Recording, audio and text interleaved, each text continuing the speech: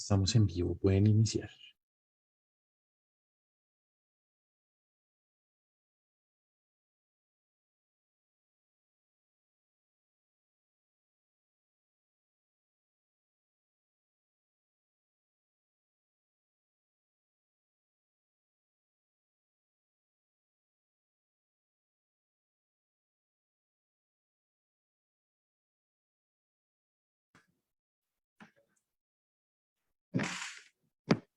Bueno, buenas tardes a todas y todos. Mi nombre es Joana Pantevis y en esta tarde estaré apoyando esta reunión, esta conferencia que vamos a realizar con un tema muy importante para todas las personas que nos están viendo en este momento y es sobre justicia y pueblos indígenas amazónicos. Es un gusto para mí presentarle a los 4 investigadores que van a estar desde sus diferentes experiencias realizando o visibilizando un poco lo que está ocurriendo en sus países en estos 2 temas que son muy importantes para los que no tienen un acercamiento a la región amazónica. Desde siempre prácticamente los derechos de las comunidades indígenas han sido procesos de lucha, de resistencia, de construcción y también de resiliencia.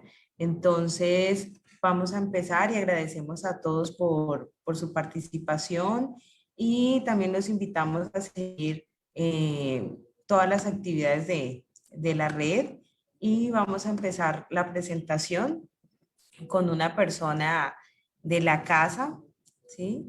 Que nos va a estar acompañando, que es Fernando Fierro. Fernando es un abogado con especialización en Derecho Administrativo, ha trabajado por más de 11 años en asuntos indígenas con entidades estatales, con organizaciones de cooperación, también de organizaciones indígenas, y destacando las materias como propiedad colectiva étnica, los derechos de frontera de los pueblos indígenas, su autonomía, construcciones de gobierno propio, de libre determinación, también en otros temas relacionados con ambiente, desarrollo propio y restitución de derechos territoriales. Actualmente, Fernando coordina el Laboratorio Jurídico de Innovación Pública de la Fundación Gaia Amazonas.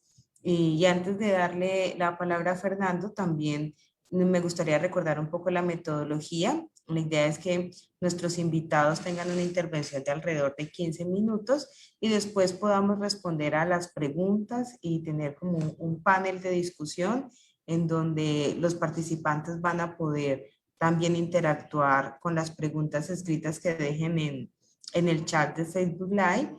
Nos van a estar apoyando, transmitiéndolas para poder dárselas a nuestros invitados en la tarde de hoy. Así que muchísimas gracias por su asistencia y te doy la palabra, Fernando. Bien, muchas gracias a ti, Joana, a todas las personas que se han sumado, a las colegas con quienes tenemos la oportunidad maravillosa de compartir este panel, a Ángela, a Juliana, a María, en verdad mil gracias. Entiendo que este esfuerzo es posible gracias al trabajo y a la organización que hicieron la Fundación Natura, el CINEP, ILSA, el Instituto Internacional de Derecho y Sociedad, el Centro de Pensamiento Amazónico, la Red de Constitucionalismo Crítico de América Latina, la Fundación Gaia, mi casa, y la casa de muchos hombres y mujeres que en los últimos 30 años hemos contribuido en su consolidación, en su desarrollo. Y por supuesto también esos agradecimientos iniciales a los pueblos indígenas, a la UPIAC, con quienes y para quienes adelantamos nuestro trabajo. ¿Está bien el audio? Bien. Sí, te escuchamos. Perfecto, es que escuché una voz y pensé que era que no. Entonces, pues bueno, esos agradecimientos iniciales siempre necesarios para decir luego de ello que vengo acá, a ese espacio con mucho agradecimiento, hablar del trabajo de muchos y de muchas. Las ideas, lo que aquí vamos a exponer, lo que hemos podido desarrollar, lo han pensado, lo han soñado, lo han hecho posible muchas personas y a nombre de ellas es que quisiera hablar, que mi voz fuera plural en ese sentido, como ha sido cada una de esas experiencias que hoy queremos contarles. tenemos que decir que, por supuesto, están pasando cosas en la Amazonía, muchas, variadas, ¿no? Algunas más gratas que otras, y en general regresivas, esos fenómenos, esos procesos en relación con los derechos de los pueblos indígenas. Algunas de esas que ocurren en lo que hemos dado en llamar la Amazonía colombiana, pues ponemos eso entre comillas porque entendemos que la Amazonía es una sola unidad biocultural, las queremos destacar hoy. Y un punto de partida, desde hace un par de años, inevitable para uno referirse a la Amazonía, es que fue reconocida, al menos la porción colombiana del bioma, como un sujeto de derechos. Y con tal estatus, titular de las garantías, comillas, de protección, conservación, mantenimiento y restauración a cargo del Estado. Sin embargo, pese a ello, el acaparamiento de tierras, la expansión de procesos ganaderos, agrícolas e industriales que no cesan, tienen una tendencia, digamos, a profundizarse y a continuar. Solamente en cuanto a deforestación, que es uno de los núcleos en los cuales la sentencia que declara la Amazonía sujeto de derechos quiere trascender, quiere evitar, quiere reducir, mantiene unos niveles profundamente preocupantes. Solamente en los países amazónicos, andinos, Perú, Ecuador, Bolivia, Colombia, entre 2017 y 2020, sin contar Brasil, que las cifras son desesperanzadoras y abrumadoras. Solamente en estos 4 países, en esos 3 años, en esos 4 años, se deforestaron 2 millones de hectáreas. Eso es tanto como si hubiera desaparecido el mapa El Salvador, o como si 2 veces hubiéramos borrado el mapa a Jamaica. Realmente es preocupante, es la continuidad de un proceso que hace mucho tiempo está detectado, pero que no ha podido ser removido en sus causas estructurales pese a este tipo de decisiones judiciales. Sin embargo, ese no es un espacio, o no quisiéramos que se volviera un espacio para volver a dar cuenta de estas presiones, de estas amenazas, de las heridas que acusa el bioma, tristemente conocidas por casi todos, sino que queremos darle un buen uso a estos minutos, a este poco tiempo con el que contamos para encontrarnos virtualmente, hablando de algunas cosas esperanzadoras que ocurren allí, por lo menos en el contexto amazónico colombiano, con el liderazgo, con el concurso activo de los propios pueblos indígenas. La Fundación Gaia, en ese marco, en coordinación con autoridades indígenas de la Amazonía Oriental y con la OPIAC, ha venido dando forma a un espacio muy interesante que se orienta a afianzar el disfrute de los derechos constitucionales de que son titulares los pueblos indígenas. Ese espacio se ha denominado, lo hemos denominado, hacia allá hemos avanzado, como un llamado laboratorio jurídico de innovación de lo público. El laboratorio pretende reunir pensamiento intercultural en función de comprender la diversidad para descifrar todas las interacciones, ¿no? que subyacen en el discurso de la diversidad, en la vivencia de la diversidad, potenciándolas, promoviendo concepciones que contribuyan a la afirmación de la vida, que es en definitiva lo que está en juego para el mundo entero con los tiempos que corren. En ese ámbito, pues experimentamos con nuevos y con viejos argumentos, tratando de enfocarlos en los contextos actuales, para comprender lo público. Como aquel conjunto, como aquel entramado de derechos, de libertades y de deberes que se reconocen y se desarrollan en la Constitución política, así entendemos lo público.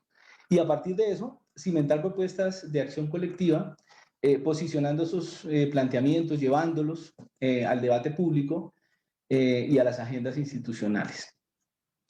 El espacio ha ido emergiendo de forma concomitante con un proceso singular, único, que se está desarrollando en este momento en la Amazonía Oriental colombiana. Hablamos de los departamentos de Vaupés, de Guainía, Vaupés y Amazonas, de arriba hacia abajo, con base en el decreto ley 632 del año 2018. Esa experiencia ha sido sumamente enriquecedora, apoyada ciertamente por la cooperación noruega, y está enfocada en dotar de contenido, en descifrar el significado práctico. Digamos, la implementación del decreto sirve para eso, del principio de descentralización política y administrativa en un Estado, que se denomina pluriétnico y diverso desde el punto de vista cultural. ¿Cómo se descentra el poder político en un país así? Es un poco la pregunta de fondo que contribuye a resolver la aplicación del decreto, la implementación del decreto. Y en ese marco, ya registramos más de 14 gobiernos indígenas en estos 3 departamentos, Guainía, Vaupés y Amazonas, que ya tomaron la determinación libre de poner en funcionamiento, autónoma, de poner en funcionamiento sus territorios como entidades territoriales.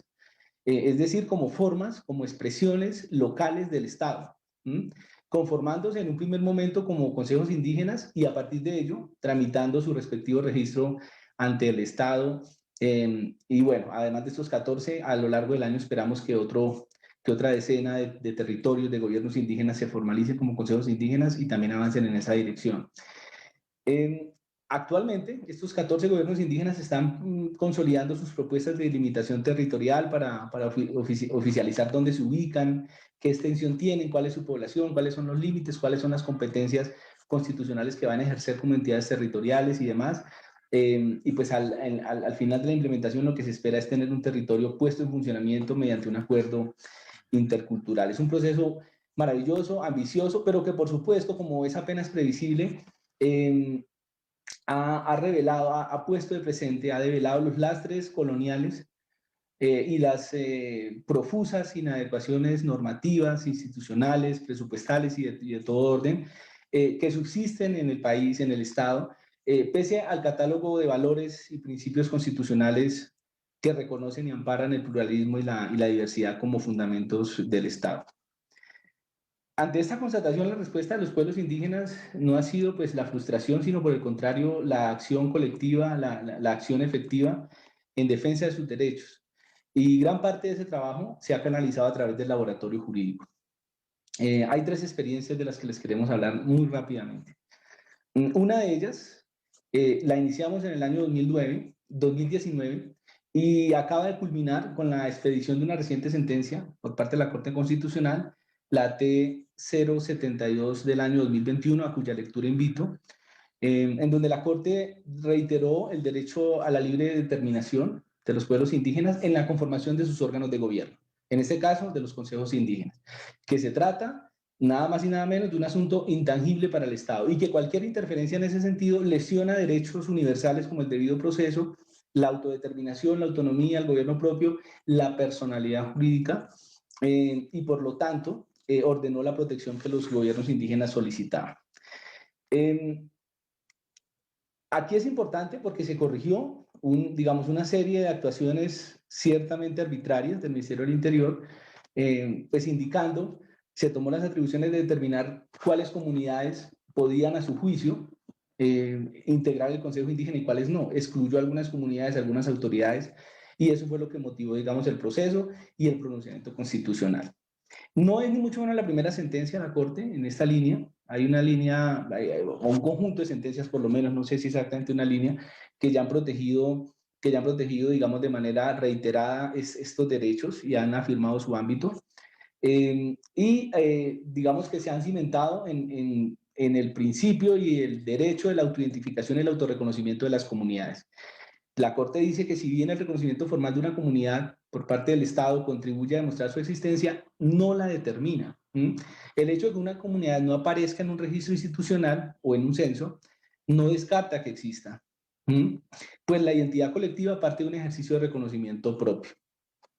Además, la Corte refuerza, digamos, la estrecha vinculación entre los sistemas de conocimiento, de gobierno y los sistemas de derecho de los pueblos, indicando que ese reconocimiento que de esos sistemas hace la Constitución implica para el Estado un deber de adecuación en su diseño para que la salvaguarda de la diversidad que entrañan los pueblos y esos sistemas de conocimiento y de gobierno no se vea comprometida por la imposición de formas ajenas a sus propias tradiciones y culturas. Esa es una primera experiencia. Otra, la segunda, de la que queremos dar cuenta acá, no ha culminado todavía en sentencia. Estamos a punto de obtenerla. Y se hizo paralelamente a este primer ejercicio que acabamos de exponer. Se adelantó también en el marco del laboratorio en un concurso entre la UPIAC, la Fundación Engoyano, la Fundación Gaia, 3 gobiernos indígenas, Y allí lo que se hizo fue plantearle a la Corte una demanda de inconstitucionalidad porque un par de leyes, un par de artículos de un par de leyes desmontaron una protección que previamente habían alcanzado los territorios indígenas en una ley anterior. Derogaron, digamos, esa protección. Acusamos estas leyes de regresivas, en tanto que un nivel de protección ya alcanzado, digamos, se terminó desconfigurando por parte del órgano legislativo, y la Corte admitió la demanda, ya se surtieron los traslados, las pruebas, ya el caso está a punto de ser fallado, y tenemos pues la esperanza que la Corte acoja los argumentos, entre otras cosas porque la manera como situó el debate y la controversia constitucional la Corte nos parece que da margen para pensar que hay digamos, un debate abordado en su entera complejidad por parte de la Corte. Digamos, algunas de las preguntas que la Corte se hizo cuando admitió la demanda fue preguntarse si la municipalización, esta es una discusión sobre la creación de municipios sobre territorios indígenas, sobre si la municipalización de los territorios con presencia de comunidades indígenas vulnera sus derechos, se preguntó la Corte. Y esa pregunta que nos parece clave es cuál es el contenido de la autonomía territorial y la descentralización político-administrativa en un Estado que está definido constitucionalmente como pluralista y diverso y que reconoce derechos a los pueblos respecto de sus propios territorios y de sus propios gobiernos. Y finalmente se pregunta a la Corte si la ausencia de ley orgánica que desarrolla el mandato del artículo 329 de la Constitución amenaza o vulnera los derechos de los pueblos y las comunidades indígenas. Esa es como una segunda, la etapa de pruebas justamente terminó hoy, estamos a la espera que la Corte falle, ya reunió todos los elementos que necesitaba para ello, y esperamos pues no solamente una declaratoria de inconstitucionalidad de estas leyes para revivir una vieja protección que ya tenían los territorios, sino que ojalá la Corte trascienda el debate de si el no haber regulado para las entidades territoriales indígenas aquella ley orgánica de la que habló la Constitución, no haberla expedido, más allá de si es una omisión legislativa, relativa, absoluta, que es un debate que al final no dice mucho, que ojalá la Corte lo aborde y lo entienda desde la indiscriminación que eso entraña. Han pasado 3 décadas desde que el Congreso tiene ese mandato y no ha legislado para la conformación de esas entidades. Después de todo ese tiempo es ingenuo, creemos nosotros, pensar que no se trata de una repudiable discriminación intencional, ¿no? Y un último caso de los que queremos compartirles acá, que también está en curso, y por supuesto no podemos ahondar en mayores detalles por esa circunstancia, es un proceso que promovieron gobiernos indígenas, 5 gobiernos indígenas del denominado macroterritorio Los Jaguares del Yurupari, un complejo biocultural que está ubicado entre Amazonas y Baupés. Fue seleccionado por la Corte Constitucional y lo que allí se está planteando son las profundas consecuencias sobre la vida, sobre la cultura, sobre la alimentación, sobre la salud del territorio, que se desprenden de las actividades de minería ilegal y en particular del uso de mercurio en esas actividades en las cuencas hídricas amazónicas. La Corte ya admitió el caso, estamos en etapa probatoria. Sin embargo, del auto de pruebas de este caso, nos interesa destacar que la Corte allí desplegó inmediatamente un ejercicio de coordinación interjurisdiccional con las autoridades indígenas accionantes, porque en palabras de la propia Corte, ella entiende que el diálogo intercultural es un bien constitucional con valor intrínseco y que desde el momento en que se empezó a estudiar el caso, la Corte entiende que se debe activar ese diálogo de autoridad judicial constitucional con autoridad indígena y así, digamos, emitió una serie de órdenes y digamos que enfocó el caso y lo encaminó. Estamos esperando también la expedición de esa sentencia. Algunas de las lecciones que nos quedan con esto es que promover esos procesos de acceso a la justicia constitucional de la mano con los pueblos nos enseñó que hay que tener mucho cuidado y mucho tacto para saber movilizar, para saber expresar en una disciplina como es el derecho y en una lengua ajena al pensamiento indígena, como la que hablamos nosotros, sus reivindicaciones. Contar con el apoyo y el soporte de la OPIAC y el concurso de abogados indígenas que están apoyando el trabajo en la Fundación Gaia Amazonas nos ha facilitado eso. Por otro lado, corroboramos la inmensa cantidad de personas, instituciones amigas y aliadas que no dudaron un momento en respaldar estos procesos y estas demandas, mediante intervenciones, amicus curiae, apertura de foros, seminarios, diálogos interculturales, en el caso de algunas universidades como la del Cauca y la Javeriana, a quienes les agradecemos públicamente la participación de sus semilleros de investigación.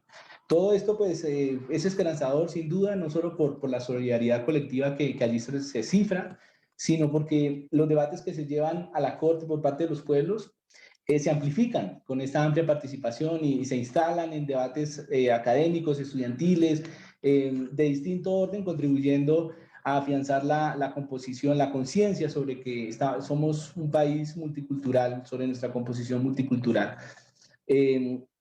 Algunas organizaciones como de justicia, la Comisión de Territorios Indígenas, la OSIP, Esther Sánchez, la Clínica Jurídica de los Andes, entre muchas otras, son parte de quienes nos han, digamos, han contribuido y han apoyado a los gobiernos indígenas en estas cruzadas de acceso a la administración de justicia. Y finalmente, no es importante comprobar que los jueces y magistrados continúan siendo, digamos, un bastión de esperanza, de respaldo para los pueblos indígenas y la protección de la Amazonía.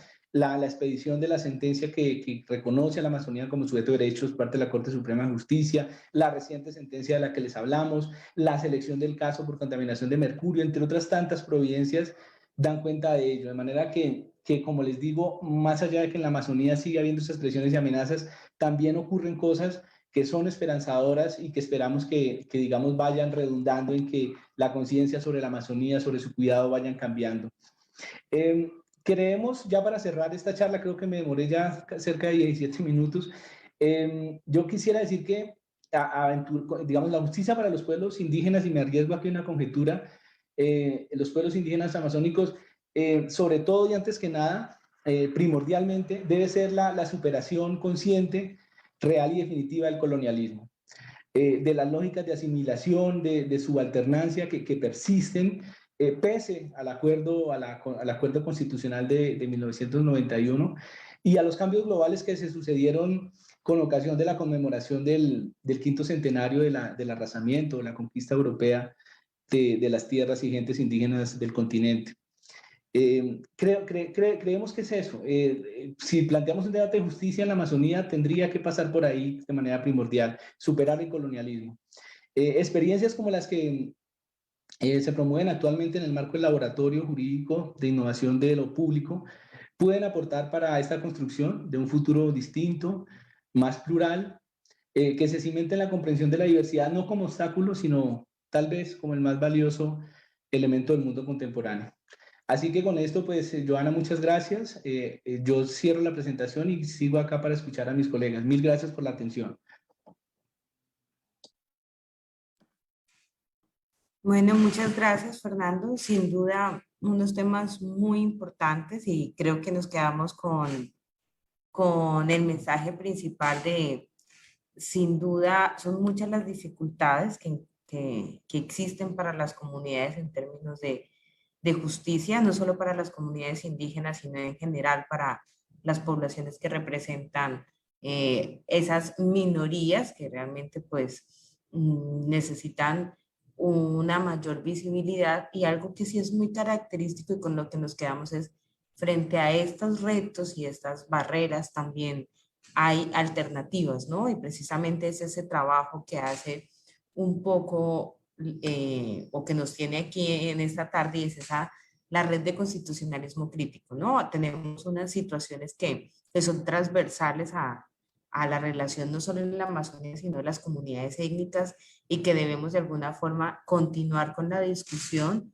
para seguir alimentándola y de alguna forma pasar esas barreras. Y claramente el colonialismo, la forma en que se percibe la diversidad, termina siendo incluso para las instituciones un problema y no ese gran potencial que podemos magnificar.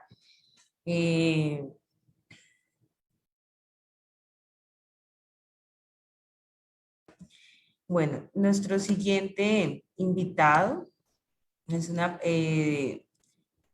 nos está hablando también desde otro lugar de la Amazonía ecuatoriana. Es Ángel González. Él es un abogado con estudios en sociología jurídica e histórica y derecho constitucional. Actualmente forma parte del equipo de derecho de la organización Amazon Frontlines, la cual trabaja en defensa y promoción de los derechos humanos, derechos colectivos y derechos de la Amazonía y derechos de la naturaleza en la Amazonía Norte del Ecuador. Entonces, vamos también a continuar con este importante tema de justicia y pueblos indígenas desde otro lugar de la Amazonía para que ustedes sigan atentos y le doy la palabra a Ángel. Ángel, buenas tardes. Sí, buenas tardes, muchas gracias, Giovanna. Un saludo a Fernando, a Juliana y a Raquel por el conversatorio. Estoy intentando compartir la pantalla, pero no puedo. ¿Será ¿Será que hay algún problema con la plataforma o sigo nomás?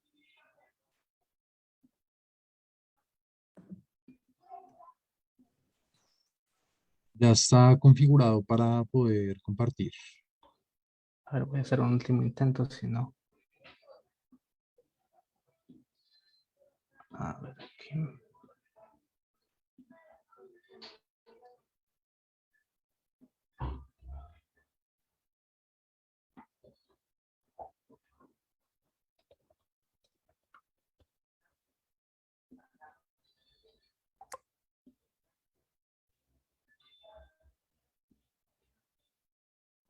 Yo creo que ahí sí. Ahí sí. Perdón por el tiempo, ¿no? Ahí sí se está compartiendo, ¿verdad? Sí, Ángel, ya la vemos. Si quieres la puedes como ampliar en modo presentación para que te quede con la pantalla completa. Chévere. Listo, muchas gracias. Entonces, lo que nosotros más o menos queremos intentar proponer es detallar cuál ha sido el trabajo, ¿no?, de la organización Amazon Frontline en dos espacios principalmente. Lo que es la justiciabilidad, es decir, cómo esto ha sido propuesto a nivel de juicios y la materialización de esos derechos en sí mismos, es decir, no solo en los ámbitos formales de la discusión jurídica, sino en los ámbitos materiales también. Entonces, como un contexto, ¿no? En Ecuador al menos estamos actualmente viviendo una profundización, una aceleración de la política petrolera y minera que deviene desde el Ejecutivo principalmente. En el último mes principalmente se han expedido dos decretos ejecutivos, un 95 y un 151, que están encargados de dos objetivos principales. Uno, acelerar trámites de concesión minera, acelerar trámites de evaluación de impacto ambiental para ceder digamos, estos derechos de concesión tanto a empresas privadas como a personas privadas que están buscando profundizar actividades extractivas y en la Amazonía principalmente. Y adicional a eso hay múltiples amenazas en la Amazonía ecuatoriana que derivan tanto del extractivismo legal e ilegal, si quieren diferenciarlo de esa forma, invasiones a los territorios ancestrales, deforestación, tala de árboles, que es muy recurrente. En la Amazonía ecuatoriana se ha destacado por tener 11 nacionalidades indígenas que conviven en ese territorio y sobre estos territorios, se ha propuesto un catastro minero y bloques petroleros que están afectando duramente contra, digamos, la supervivencia cultural mismo de los pueblos. Digamos, nuestra organización en ese sentido trabaja a partir de líneas, ¿no? Y en un primer momento es la fortaleza, cómo fortalecer y cómo, digamos, visibilizar el ejercicio de los derechos de los pueblos indígenas en esta triada, ¿no?, de libre determinación, territorio ancestral y consulta previa libre e informada, y en particular como esta piedra angular de la protección de los derechos, ¿no? Luego, cómo esto se relaciona, y en el Ecuador en particular, por la Constitución del Ecuador del 2008, artículos 71, 72 y 73, de los derechos de la naturaleza, cómo son interdependientes con las formas de vida y de existencia y de relacionamiento que tienen los pueblos indígenas. Y luego, cómo estas actividades extractivas adicionalmente están perjudicando a las poblaciones que viven en todo, digamos, las ciudades, el campo rural, en ámbitos del agua, el ambiente, etcétera. Pero, digamos, un principio esencial, y es lo que decía Fernando también, digamos que esto jurídico es uno de los elementos más de todo un proceso de lucha y resistencia, un proceso de organización política. Entonces, eso sí, digamos, es importante tenerlo claro. Luego acá en estos mapas, por ejemplo, podemos ver que la Amazonía ecuatoriana, en el primer mapa, que es el catastro del propio, digamos, del propio estado, los bloques petroleros que definen o dividen el territorio ancestral, ¿no?, de todas las comunidades que viven en la Amazonía. Y en el otro mapa, en el mapa de de la mano derecha, uno encuentra, digamos, estas concesiones mineras, estos puntos pequeños que están, digamos, en alguna medida definiendo la afectación a ese territorio ancestral. Y en nuestro caso, principalmente, queremos proponer una discusión a partir de unos casos que ha tenido la organización. El primero es cómo se ha resistido a concesiones mineras en el territorio Ecofan de Sinangoe. En este primer mapita encontramos este punto verde donde está la comunidad indígena. Luego, en el siguiente mapa, en el del medio, está el territorio ancestral y estas líneas rojas son las concesiones mineras que se hicieron digamos, en esos ríos para extracción de oro. Y en el tercero vemos cómo la red hídrica, digamos, traspasa todo el territorio de Sinangoe. ¿Qué pasó con este caso principalmente? Se propuso una acción de protección, que es esta acción para tutelar estos derechos que no tienen otra vía y derechos constitucionales, digamos, particularmente. En la primera sentencia, el juez de primera instancia definió la suspensión de 52 concesiones. Hubo 20 que ya fueron entregadas y que estaban laborando ya con dragas en el río, y 32 que estaban en trámite administrativo de concesión de la licencia y los títulos mineros, ¿no? ¿Qué dijo el juez de primera instancia? Esto es importante, que se aplica directamente este convenio 169 de la OIT para definir el carácter previo de la consulta. El carácter previo de la consulta, es decir, que debía haberse realizado antes de iniciar el trámite. Digamos que esto es un estándar que ya ha estado establecido en unas sentencias en la Corte Interamericana, pero que se recoge ya, y es un juez de primera instancia el que dice, no, apliquemos el convenio 169 de la OIT, y digamos en este caso que la consulta debía haber sido hecha de forma previa, incluso antes de iniciar cualquier trámite administrativo, cualquier decisión estratégica que vaya a resultar en la afectación de los derechos territoriales digamos, de la comunidad Sinangoe. Y por lo tanto, esto es el tercer punto, es lo importante de este caso, y es que dice el juez que la comunidad Sinangoe tenía derecho a ser consultada pese a que las actividades, digamos, de la concesión minera iba a estar o estaba por fuera del territorio. Hay una concepción del territorio más amplia y que no está definido por, digamos, el límite territorial, digamos, de un título de propiedad, sino más bien se extiende sobre las afectaciones posibles, y es por eso que las concesiones mineras, pese a no estar dentro del territorio, el juez determinó que debía haber sido consultado. Esta es digamos, una línea de argumentación que estamos intentando proponer que sea más fuerte para que sea determinada como un estándar de jurisprudencia obligatoria en el Ecuador al menos, y bueno, esperemos que pase eso a nivel, digamos, interamericano. Luego en la Corte Provincial se apelaron estas decisiones, y ¿cuál era la idea principal? Que en primera instancia el juez de primera instancia dijo se suspende, es decir, se suspendía para que se vuelva a hacer la consulta de acuerdo a los estándares, ¿no? Y en la Corte Provincial de Sucumbíos se determinó, bueno, no cabía digamos, un saneamiento de esa consulta, sino la reversión inmediata de todos los derechos mineros que habían sido concedidos. Entonces, por lo tanto, ratifica los argumentos y adicionalmente reconoce que se han vulnerado los derechos a la naturaleza por la afectación del agua principalmente y de las fuentes de alimentación, no solo de la comunidad indígena, sino de todas las comunidades que viven, digamos, más abajo en las riberas del río, incluso de todos los habitantes de la provincia de Sucumbíos, dice la sentencia.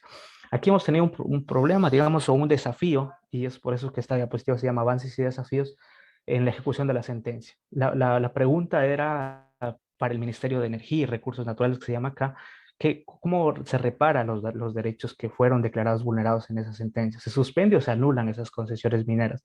Y ahí el ministerio, digamos, ha sido bastante terco, si lo quieren en ese término, porque ha dicho, bueno, no solo puedo suspender porque no tengo otra vía legal para poder yo anular y archivar esas concesiones mineras. Entonces ahí tenemos digamos, una batalla todavía, digamos, administrativa, legal, para que se ejecute esa sentencia en términos integrales.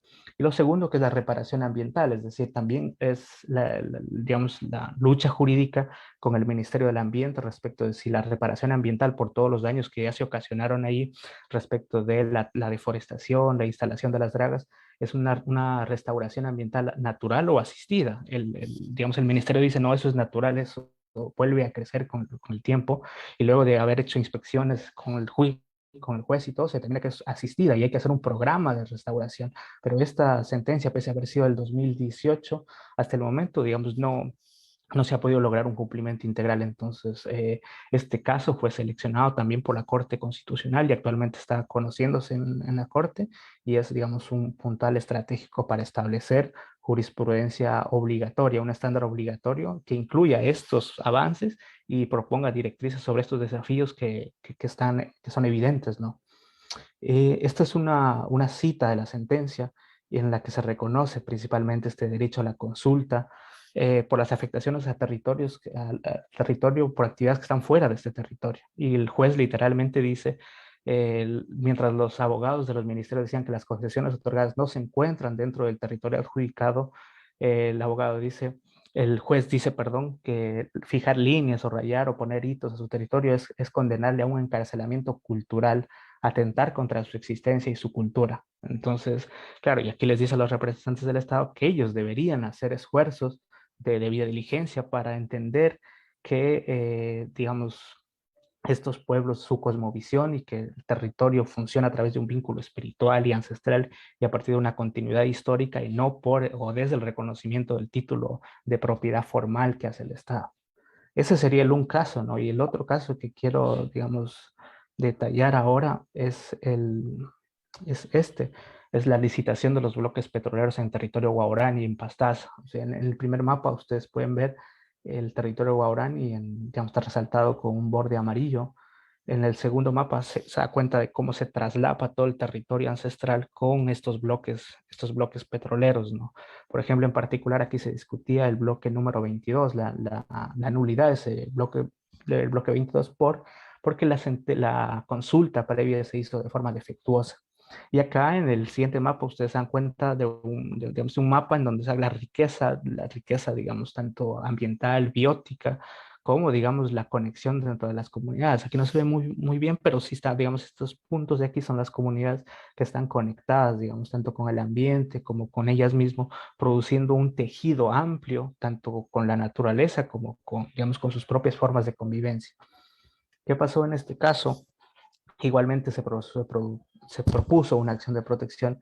En primera instancia, digamos, el juez declaró la nulidad de la ronda de licitación petrolera y este caso fue propuesto en el 2019 y esta ronda de licitación petrolera fue en el 2012. Es decir, que ya pasó y aparentemente, según el Estado, se había producido, o sea, se había realizado una consulta previa.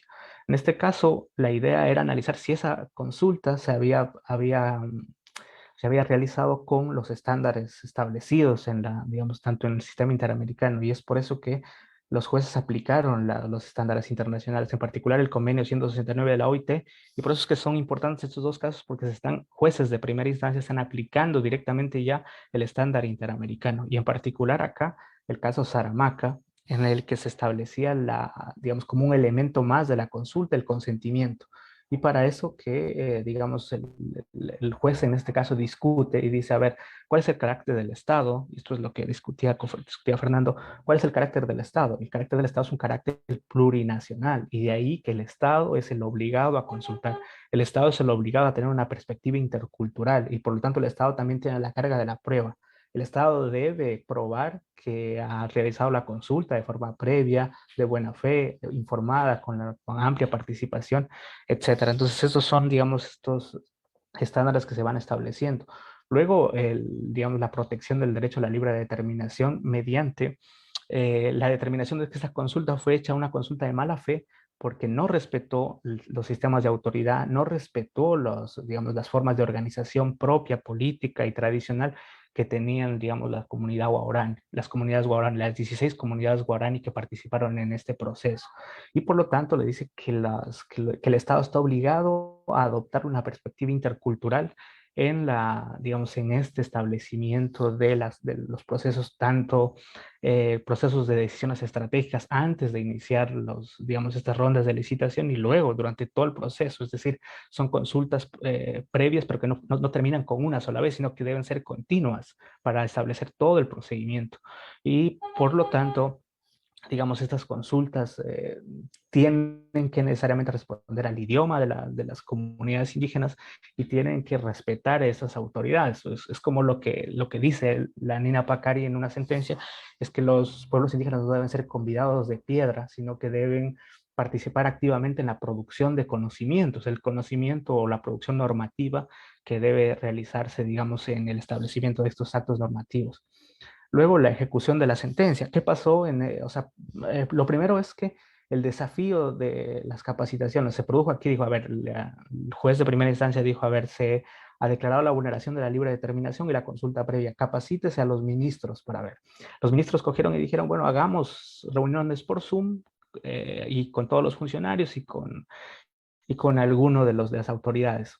Y la pregunta es, estas capacitaciones realizadas por Zoom, en alguna medida, están reparando el derecho vulnerado o es necesario realizar procesos continuos en donde se produzca realmente el conocimiento y se plasme en el Estado esta interculturalidad? Esa es la pregunta, digamos, central de esto, ¿no? Y se está peleando porque esas capacitaciones sean continuas y se generen espacios estatales, interfaces estatales en los que se vaya vinculando esta forma de ser guaraní dentro del Estado Nacional.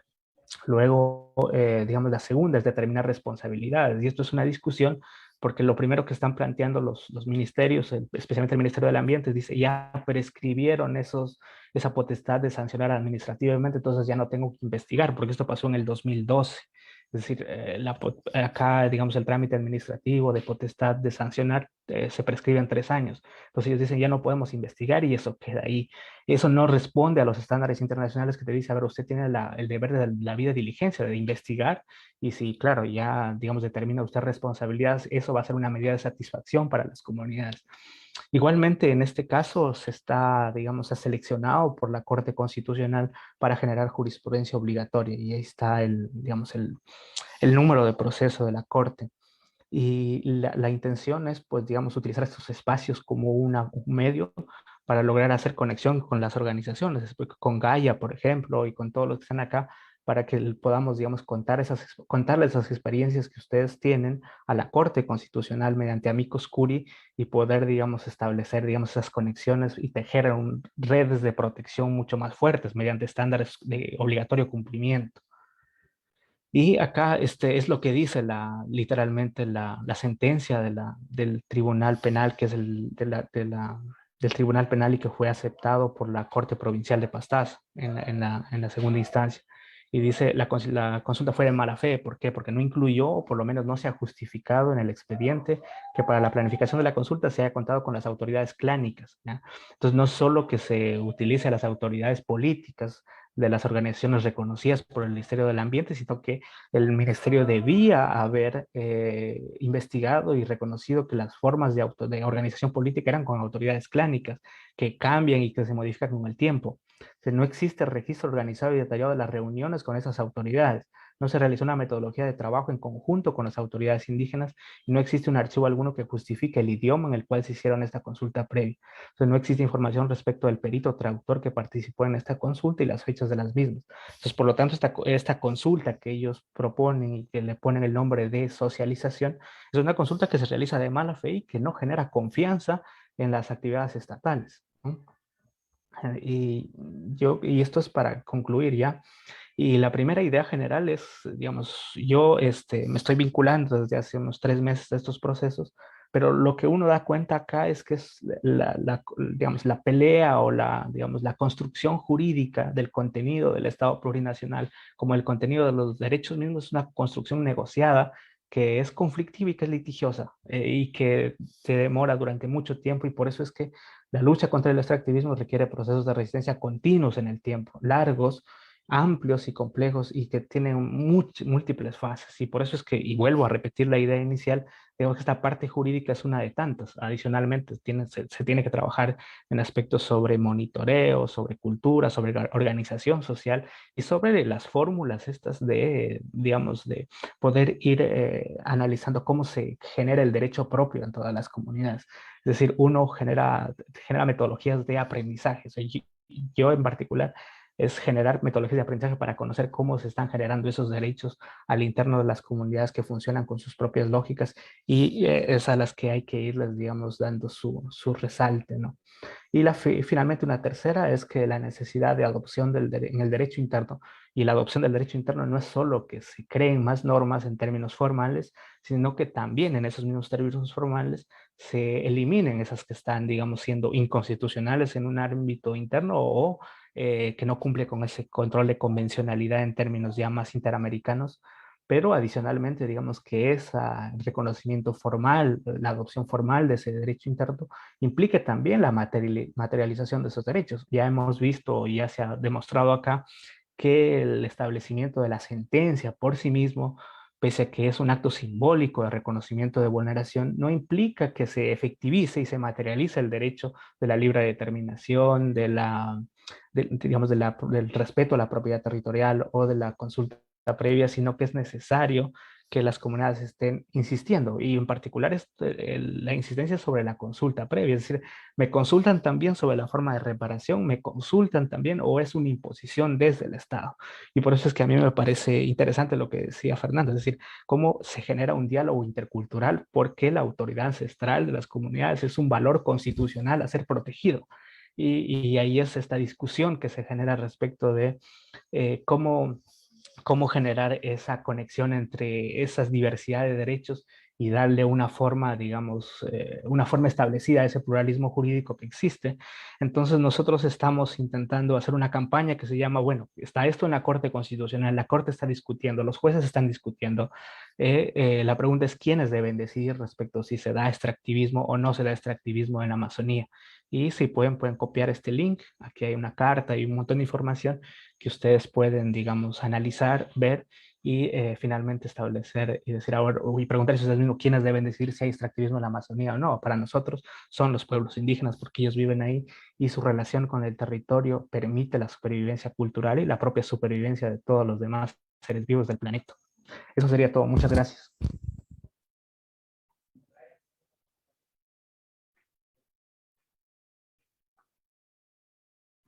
Bueno, muchas gracias, Ángel, muy amable.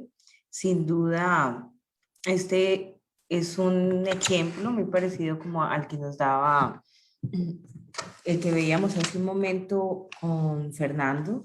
Creo que desafortunadamente, como bien lo expresas, los mecanismos jurídicos es uno de los muchos caminos que debemos recorrer para poder precisamente tener o hacer valer como los derechos de estos territorios, pero también es el espacio para construir, ¿no?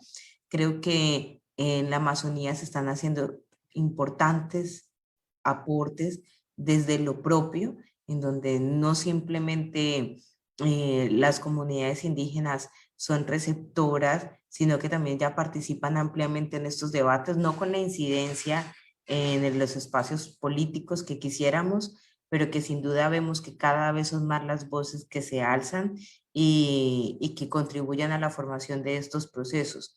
También tenemos un incremento de economías extractivas legales e ilegales, porque si bien la explotación no solamente la hacen las empresas que tienen como las licencias o que el Estado les da esas licencias, sino que también tenemos un subregistro sobre todas estas actividades extractivas, sobre todo de minería, que están cada vez incidiendo más en la región y que no tenemos un registro realmente sobre el impacto que esto está generando.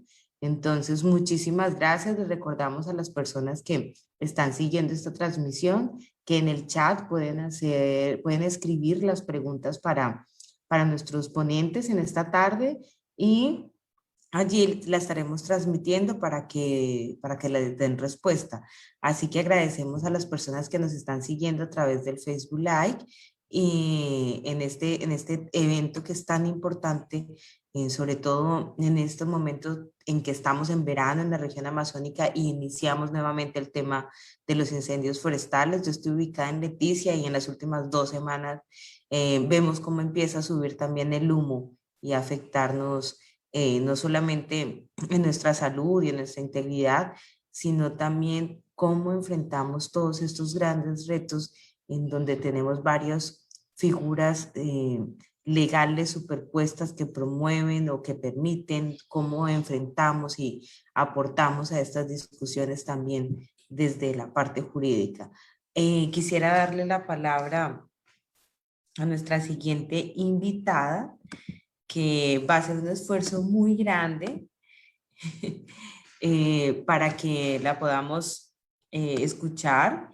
Ella es Juliana de Paula Batista, está ahorita con el Instituto Socioambiental ISA de Brasil y es integrante del programa de Política y Derecho Socioambiental. Es abogada y tiene una maestría en Derecho de la Universidad Federal de Santa Catalina y es especialista en derechos indígenas y tiene experiencia en esta área de Derecho, y nos va a contar un poco también la experiencia que se han vivido o que está viviendo en este momento en Brasil, que es uno de los países con mayor extensión de la Amazonía y por lo tanto quien ha liderado mucho de los movimientos ambientalistas desde hace muchos años. Entonces te doy la palabra, Juliana. Você pode falar como... Buenas noches, gracias por la invitación. Bien, presentaré un panorama general del escenario actual de violaciones de los derechos indígenas en Brasil. Para cada una de estas violaciones hemos ideado diferentes estrategias, a veces legales, a veces políticas, en algunos momentos legales y políticas. En el Instituto Socioambiental, venimos realizando un trabajo de litigio estratégico contra algunas de las violaciones que mencionaré, en aliança com o Movimento Indígena Nacional. Desde que o presidente Jair Bolsonaro assumiu a presidência da República, os pueblos indígenas se han enfrentado a ameaças sem precedentes desde a redemocratização do país. O presidente, desde a campanha, prometeu que não demarcaria nem 1 centímetro quadrado mais de terras indígenas. No solo cumpre sua promessa, sino que também trabalha sistematicamente para desmantelar as agências de proteção ambiental, que também têm a tarefa, junto com as forças de segurança do Estado, de realizar a vigilância e proteção territorial das terras indígenas. Com discursos que alientam a los invasores, las tierras sufren invasiones y los pueblos indígenas están más sujetos a la violencia. Los pueblos Yanomami, por ejemplo, están siendo atacados sistematicamente por mineros ilegales que operan en su territorio. Las invasiones también son responsables pelo aumento de la deforestación e o esgotamento de los recursos naturais que são essenciais para a supervivência física e cultural de los pueblos indígenas. O presidente também pressiona para que o Congresso Nacional promulgue um projeto de lei que enviou à Câmara de Deputados, que trata sobre a liberação de mineria, centrais hidroelétricas e outros grandes projetos em terras indígenas. Hoje, estas atividades não são permitidas em Brasil, nas terras indígenas.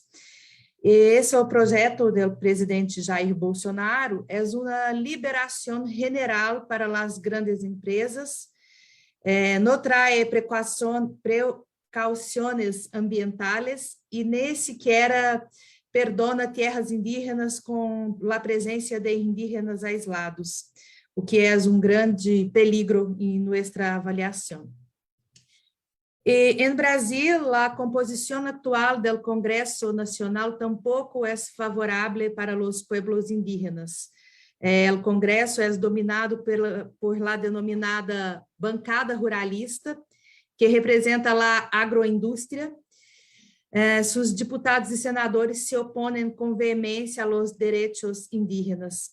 Recentemente, a Comissão de Constituição e Justiça, por exemplo, aprovou um projeto que pretende limitar as demarcações territoriais com a adoção de um critério que chamamos marco temporal. De acordo com este critério, só se poderiam demarcar as terras ocupadas por los indígenas em 5 de outubro de 1988.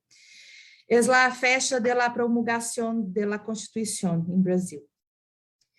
O projeto também autoriza o contato com indígenas aislados para intermediar ações estatais de interesse público.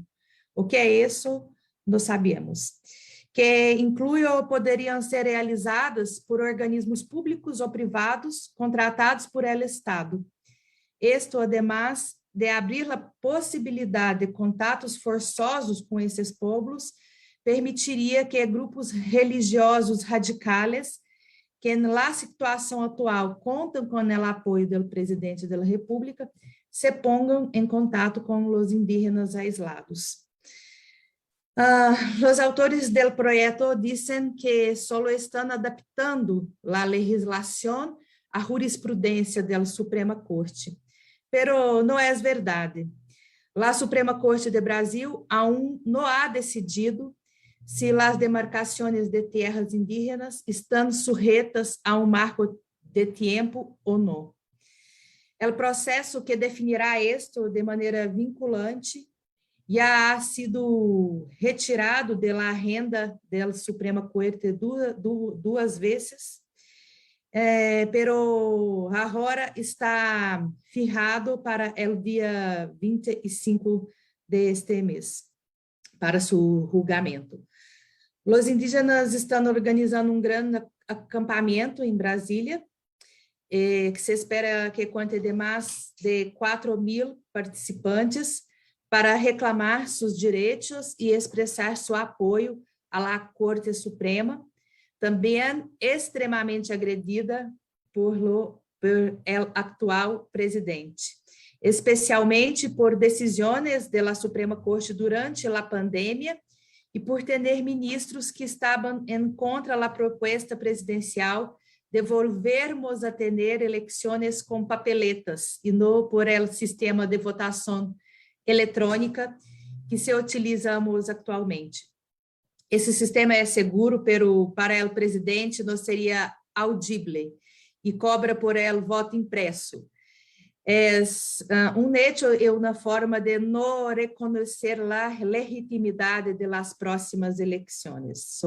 Estão em constante pelea com os ministros da Suprema Corte em Brasil. E os indígenas, na festa de dia 25, pretendem manifestar seu apoio à Suprema Corte, que estará julgando uma das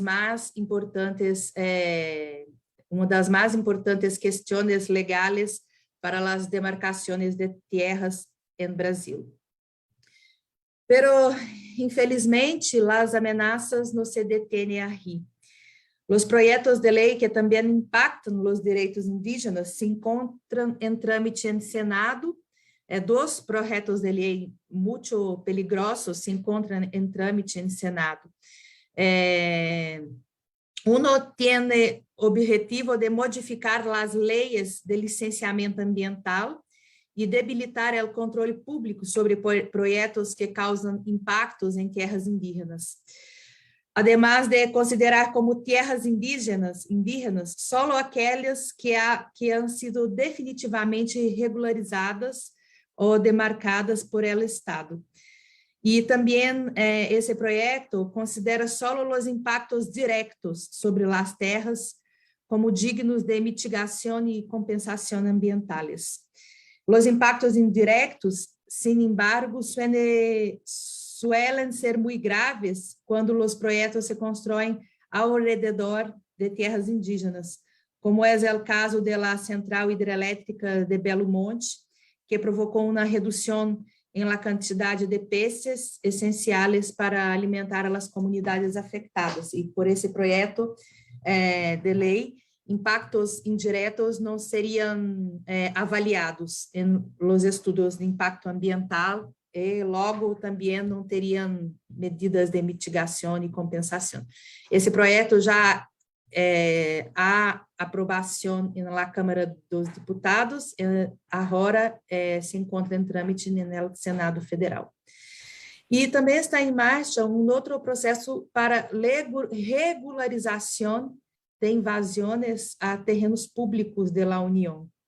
Já temos uma lei a respeito, pero o Congresso insiste em empeorá-lo. Essas terras estão em manos de pessoas que las invadiram e deforestaram. Agora, o governo quer facilitar aún mais a legalização dessas invasões, dizendo que isto combate a deforestação.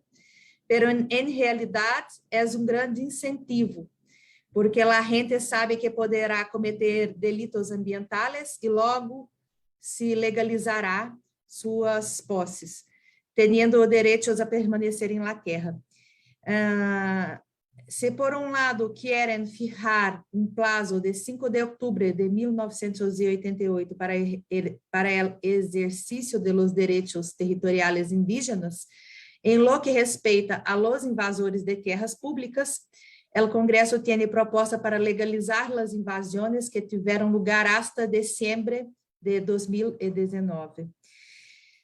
Se por um lado se anulam terras indígenas por hito marco temporal de 5 de outubro de 88, todos os invasores que ingressaram a estas terras depois poderiam ser legalizados, por exemplo, subvertindo a lógica de los direitos originais de los indígenas que estão previstos em nossa Constituição. Isso também seria possível porque a propriedade das terras indígenas em Brasil é da União e não de los próprios pueblos indígenas. Eles têm usufruto exclusivo sobre as riquezas de suelo, rios e lagos.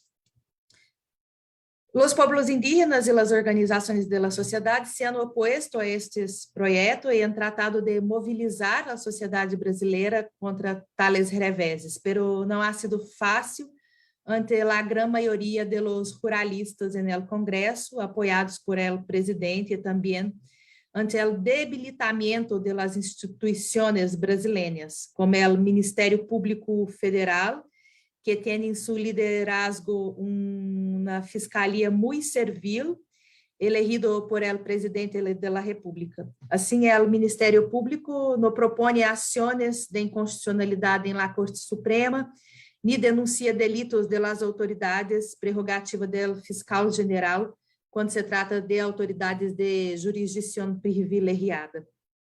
Pero estamos também enfrentando um debilitamento das instituições brasileiras que dificulta muito a luta pela implementação de los direitos de los pueblos indígenas e de outras minorias étnicas que vivem em Brasil. Um dos logros importantes do movimento indígena e quilombola brasileiro teve lugar durante a pandemia. Pela primeira vez, a Corte Suprema reconheceu que as entidades representantes das comunidades indígenas e quilombolas nacionais têm legitimidade para proponer ações de revisão de constitucionalidade e reconheceu a necessidade de diálogo intercultural com os pueblos indígenas. É reconhecimento inédito em nosso país. Ambas entidades, indígenas e quilombola, questionaram a falta de medidas efetivas para combater o Covid-19 entre a população indígena, havendo reconhecido a Corte Suprema a omissão do Estado e determinado medidas em ações que constituem verdadeiras disputas estruturadoras no país. Se bem o Estado brasileiro está dando passos lentos em la implementação das decisões, se podem destacar alguns logros, como a prioridade em la vacinação para indígenas e quilombolas e a colocação de barreiras de controle sanitário em terras indígenas com presença de indígenas aislados ou com contato recente.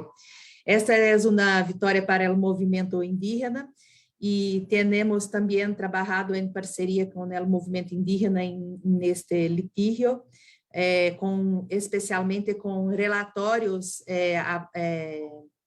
sobre a deforestação em terras indígenas que são mais invadidas e estão em situações mais críticas, e nessa ação incluso há pedido para a retirada de los invasores, pero é pedido que ainda não foi apreciado pelo juiz da Suprema Corte. Também menciono diversas violações de direitos por atos normativos da Fundação Nacional do Índio, o organismo que no Brasil deve proteger os direitos indígenas, é sua função legal, pero eles têm trabalhado contrariamente aos direitos dos povos indígenas em uma verdadeira desvirtuamento de suas funções. FUNAI ha buscado, por exemplo, criminalizar os líderes indígenas com solicitudes para abrir investigações policiais, eliminou as terras não demarcadas de um cadastro público, o que permite aos ocupantes ilegais que se encontrem nessas áreas registrar suas invasões, o que não era possível antes. E recentemente emitiu um regulamento que pretendia deixar ao Estado definir quem são os indígenas ou quem não são os indígenas. Pero a norma foi suspendida por la Suprema Corte no âmbito da ação que busca medidas para mitigar a pandemia entre os povos indígenas. E, finalmente, a FUNAI emitiu um regulamento que permite às associações integradas por pueblos indígenas e também por não indígenas puedan fazer empreendimentos dentro das terras indígenas. E esta também é uma determinação inconstitucional, já que a Constituição garantiza aos indígenas o usufruto exclusivo de suas terras. Dessa forma, não podem ser compartidas seus usos com pessoas não indígenas. Pero a FUNAI abre, mediante este regulamento, esta possibilidade também inédita no Brasil. Tudo isso se sucede, obviamente, sem processos de consultas livres, prévias e informadas. E incluso, temos também um projeto de lei que tem como objetivo autorizar o presidente da República a denunciar, a sair do convênio 169 da Organização Internacional do Trabalho, o que também analisamos como uma ameaça muito grave. Para os pueblos indígenas do Brasil, nenhum governo foi o que aqui chamamos de mar de rosas, pero este especialmente nos põe numa luta constante por el agravamento de los retrocessos. Aún assim, seguindo sendo fortes e focados em medidas de litígios e também em medidas para sensibilização da sociedade, para dialogar com setores políticos em Congresso Nacional e fortalecendo nossas parcerias com o movimento indígena nacional para hacermos trabalhos conjuntos. Este é nosso panorama atual. Les agradeço uma vez mais a invitação. Peço desculpas por mi portunhol. Espero que tenham entendido e me pongo à disposição para responder as perguntas, caso haja. Gracias. Vale, muchas gracias. No, agradecemos el esfuerzo. Siempre es difícil intentar hablar otra lengua, y más en estos escenarios, pero agradecemos mucho el esfuerzo que has hecho para transmitirnos esta información, Juliana. Sin duda, Brasil es uno de los países que con el actual gobierno ha tenido grandes retrocesos, pero creo que en las tres presentaciones que hemos tenido, tanto para Colombia, como Ecuador y ahora Brasil, es una constante, ¿no? La lucha a través de estos mecanismos de acceso a la justicia, en donde tenemos que empezar a recurrir y a hacer injerencia, y en donde la presión hacia la región cada vez aumenta más de manera, como lo mencionaba, legal y también ilegal. Muchas de estas acciones que se generan de deforestación, de extracción de recursos naturales como la minería y el petróleo, son un gran reto para poder hacerle frente por sí solos, y creo que los mecanismos internacionales y de justicia han dado algunas luces o han favorecido de alguna forma estos procesos. La invitación está abierta para las personas que nos están escuchando en este momento en línea y que nos están siguiendo a través de Facebook Live. Les recordamos que pueden hacer sus preguntas a través del chat y que estaremos después transmitiendo a nuestros invitados. Les recordamos pues como la participación y el apoyo de la realización de este evento de la Red de Constitucionalismo Crítico de América Latina, junto a otras organizaciones que también están participando y que Fernando, Ángela, Juliana también representan. Entonces, le cedo la palabra a Raquel.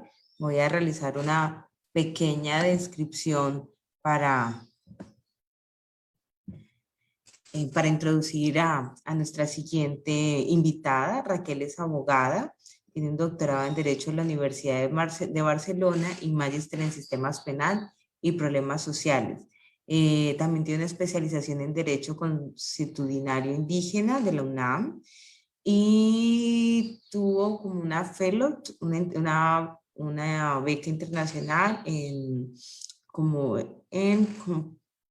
bueno, de la Universidad de Oklahoma, que es como de Derecho Indígena también federal, y es miembro fundador del Instituto Internacional de Derecho y Sociedad, IDS, donde realiza acciones de formación, litigio estratégico e incidencia en derechos de pueblos indígenas y afrodescendientes. También es docente ordinaria de la PUCP, docente de la Corte IDH, y es un docente en varias universidades, forma parte de varios consejos editoriales y redes académicas y tiene numerosas publicaciones en el tema en que estamos abordando en esta tarde.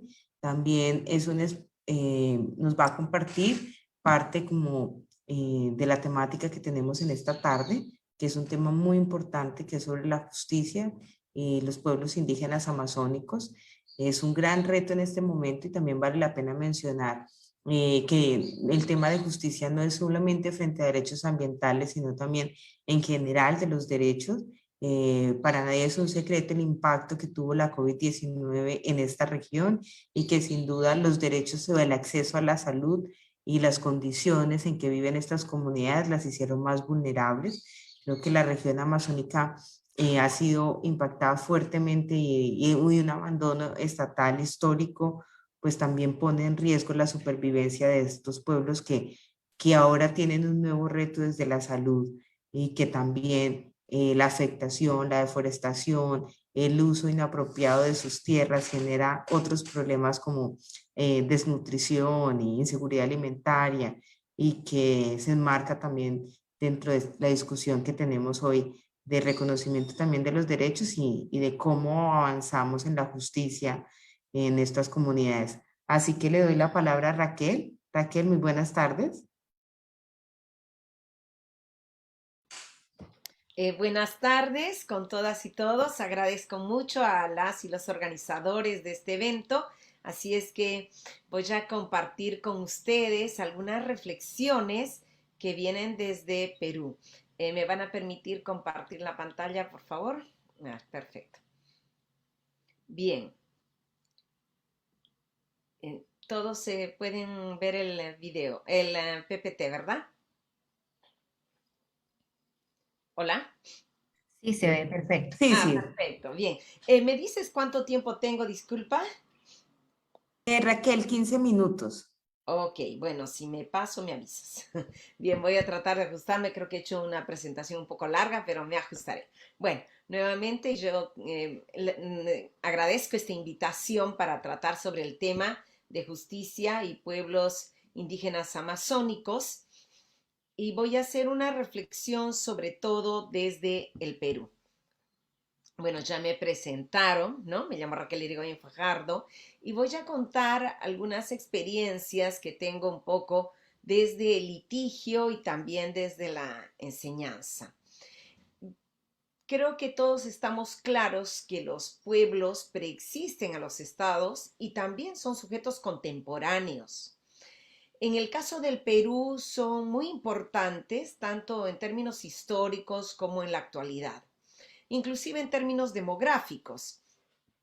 Según el Instituto Nacional de Estadísticas, el 26% de las personas a título individual se autoidentifican como indígenas. 4% de afroperuanos, perdón. Hay alrededor de 10.000 comunidades, unas 7.000 comunidades campesinas, que son las ubicadas en la costa y la sierra, y alrededor de unas 3.000, 2.700 más o menos comunidades llamadas nativas, que son las que se ubican en la Amazonía, en la selva. Hay más de 50 pueblos o grupos etnolingüísticos, y la mayoría de pueblos en el Perú son amazónicos. De hecho, el Perú geográficamente también es un país amazónico. Más de la mitad del territorio lo es. Bien, el tema que nos trae aquí es el tema de la justicia. Voy a, como una categoría operativa, simplemente definir justicia como el acceso a remedios eficaces frente a conflictos y a violaciones de derechos. Desde ese enfoque, los instrumentos internacionales consideran que pues estamos ante por lo menos 3 mecanismos que serían la justicia indígena propia, la justicia estatal o nacional interna ordinaria y también la constitucional, que es la que luego habilita a acceder a la justicia internacional. Me han pedido que sobre todo me centre en cuáles son los avances de la justicia, digamos, nacional, ordinaria o constitucional en materia de derechos de pueblos indígenas, y en ello me voy a centrar. ¿Cuál es el marco de obligaciones que tiene esta justicia?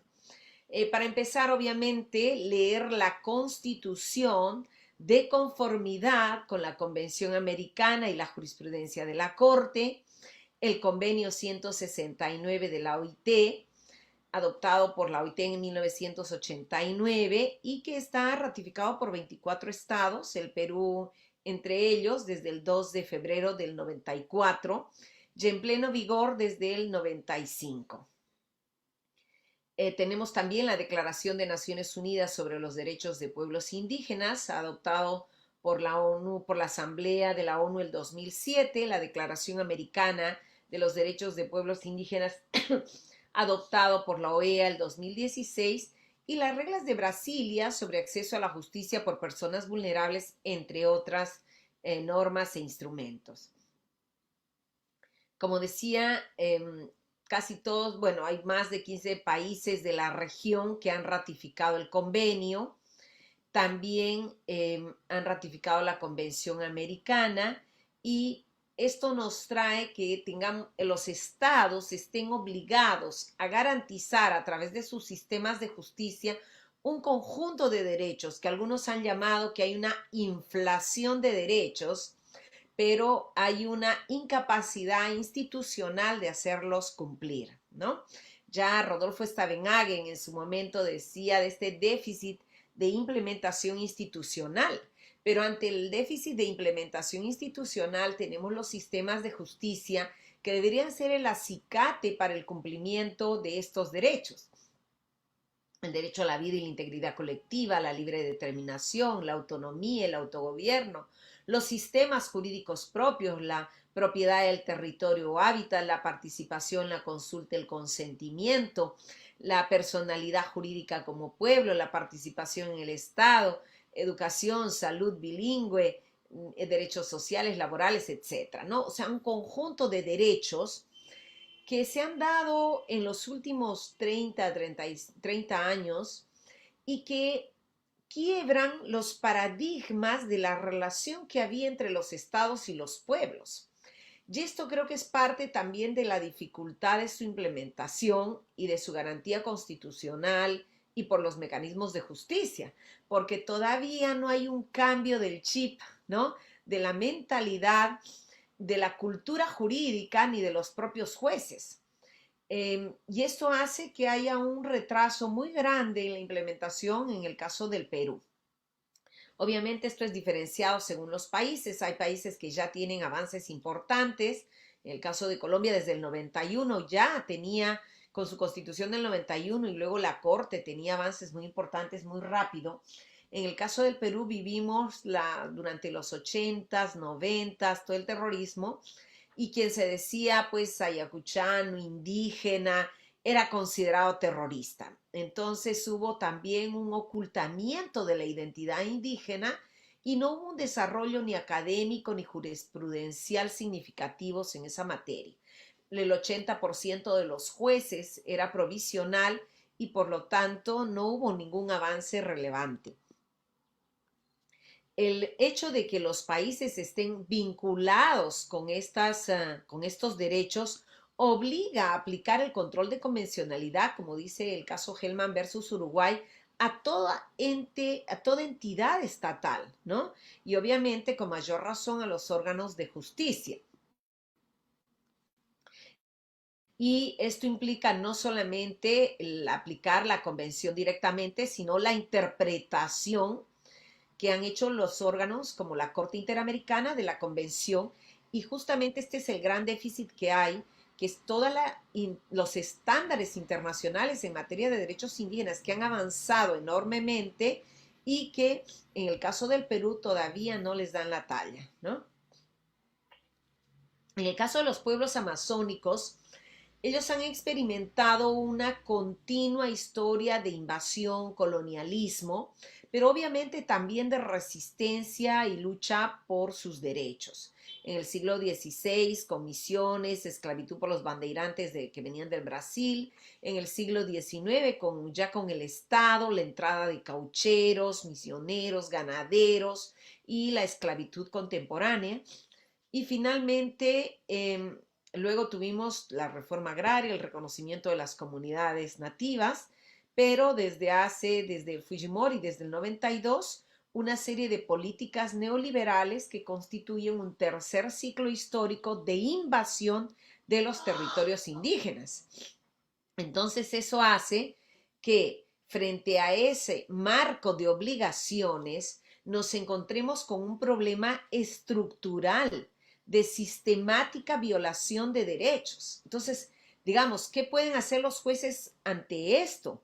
Tendrían que dar sentencias estructurales todo el tiempo. Y es a lo que no se acaban de animar, ¿no? Miren, si ustedes ven, estos son mapas oficiales de INGEMET, que muestran todas las áreas concesionadas para minería en la costa y sierra.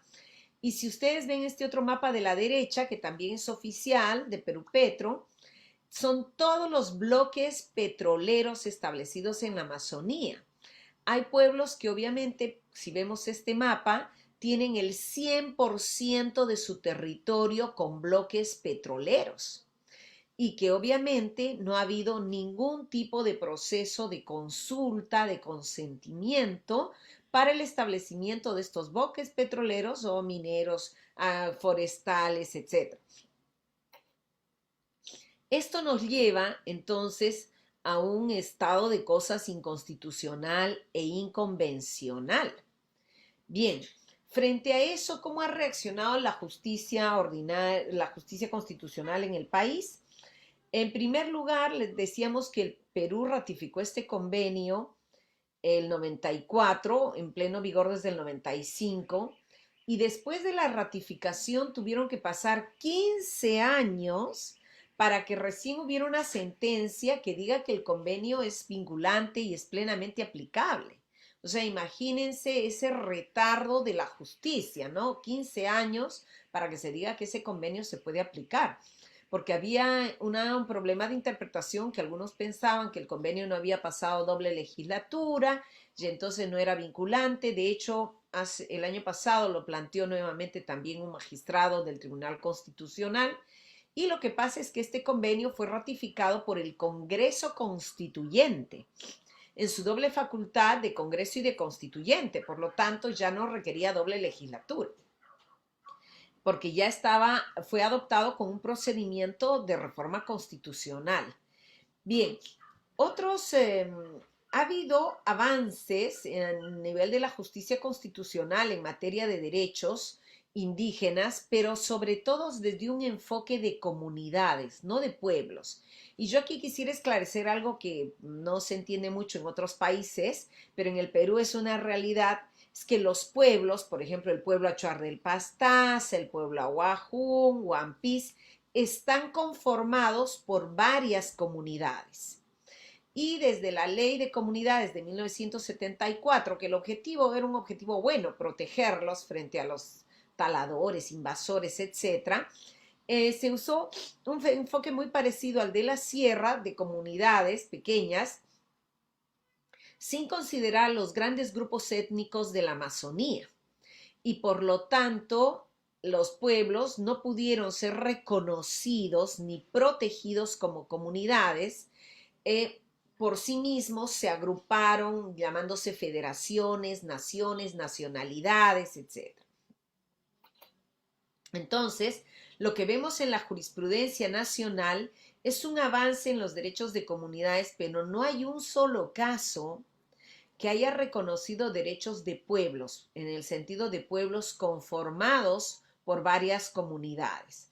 Hay todavía aquí un temor colonial. Recordemos que los colonizadores cortaron la cabeza de los incas de Moctezuma, es decir, las instancias más políticas conglomerantes, y solo permitieron y reconocieron los ayllus, digamos, los pueblos de indios, como entidades geográficas al mando de un curaco cacique, entidades pequeñas, pero no de las entidades grandes.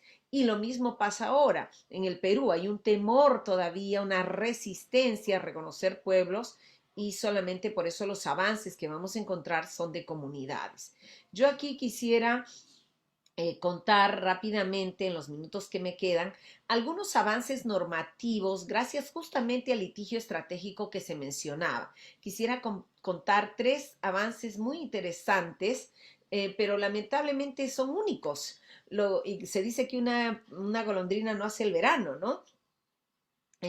Entonces, esto hace difícil que se convierta en políticas públicas y que tenga una incidencia mayor. Si bien hay que reconocer que estas sentencias han dado línea a otras que se han dado en el mismo sentido. Un primer caso es el de la comunidad nativa Tres Islas, una comunidad conformada por familias del pueblo Shipibo y Eceja. Los Eceja viven en la frontera entre Perú y Bolivia. Y ellos tienen una comunidad pues amazónica que estaba siendo invadida por mineros, taladores, prostíbulos. Ellos se ubican, como digo, en la Amazonía, cerca de Madre de Dios, ya casi en frontera con Bolivia y también una parte con Brasil.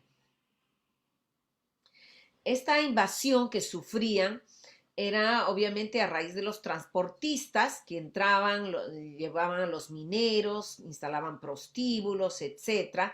Entonces la comunidad decidió en una asamblea no permitir la entrada de terceros.